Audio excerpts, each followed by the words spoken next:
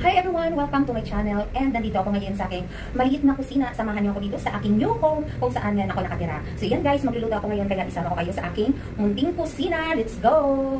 So ito na guys, yung isang buong manok, umamarelate na natin. So naka-ready na lahat to.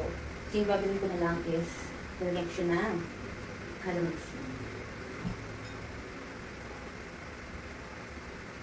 Yan guys, may calamansi yan.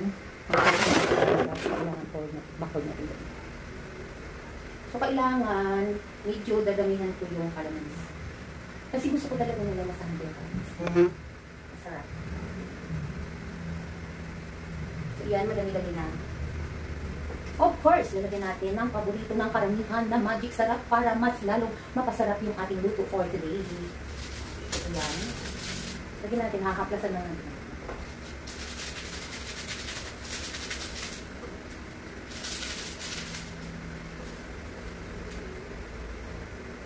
Ayan, imasama-sahin natin yung manok. So, nun, pagkatapos nun, ayan, mayroon tayo dito oyster sauce. Papatakalin natin. Mas masarap.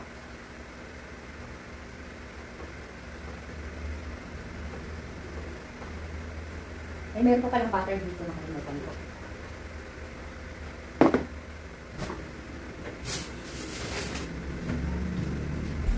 Ayan kasi, bago ko siya ilagay sa air fryer mamaya, lalagyan ko ng butter. So, ayan. Tapos, meron tayo ditong isang buong bawang, lalagyan natin sa loob ng chicken. So, ipapasok lang natin guys ng ganito.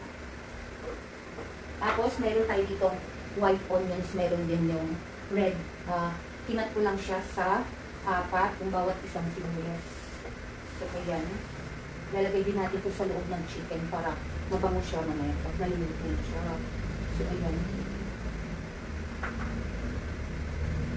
Lalagay lang natin dahil sa iyo.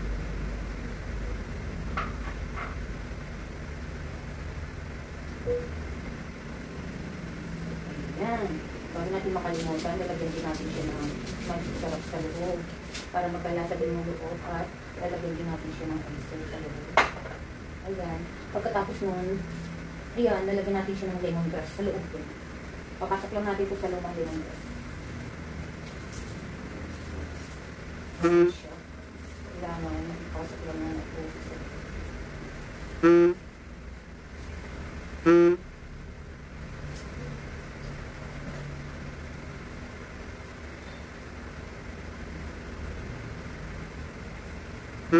kailangan ayos natin mailagay. Sorry, hindi ko pala nakapin. Marami na pumasok sa bawat lang.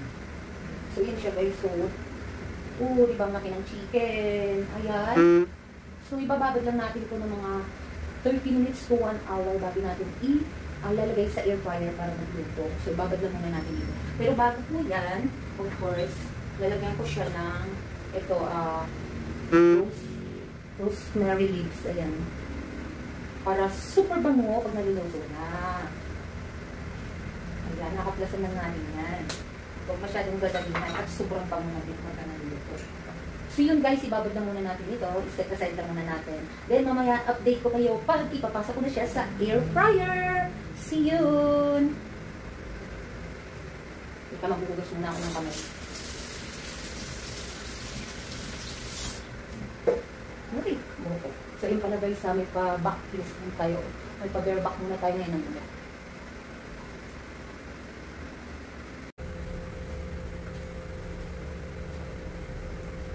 Charan! So, yun na nga guys. After 45 minutes na lang kasi tanghali na. Kailangan maluto na to. So, after 45 minutes, ayan na nga yung ating na-marinated chicken. Ilalagay ko na siya sa air fryer.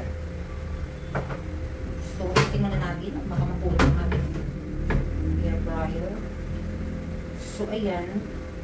Charan! So, kailangan paharap siya para mas madaling maluto. Yung picture na muna kasi medyo malaki picture. Ilalagay natin to. Diba?